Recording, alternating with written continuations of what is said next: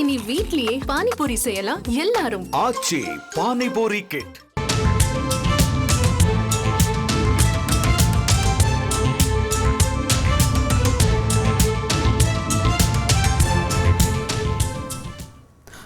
இயக்குனர் விக்னேஷ் சிவன் விவகாரம் தொடர்பாக புதுச்சேரி பேரவையில் விவாதம் நடைபெற்று வருகிறது. சுற்றுலாத்துறைக்கு சொந்தமான ஹோட்டலை இயக்குனர் விக்னேஷ் சிவன் விலைக்கு கேட்டதை சுட்டிக்காட்டி இந்த விவாதம் நடைபெற்று வருவதாக அறிகிறோம்.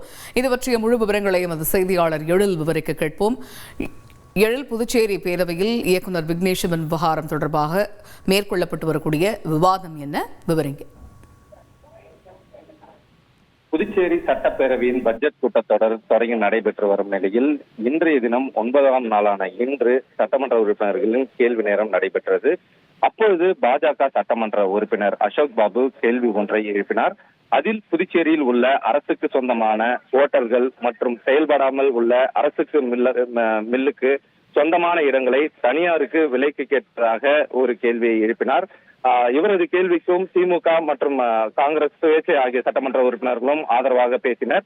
ஏனெனில் கடந்த சில மாதங்களுக்கு முன்பு புதுச்சேரி கடற்கரை சாலையில் உள்ள இனி வீட்லயே பானிபூரி செய்யலாம் எல்லாரும். ஆச்சி பானிபூரி கிட்.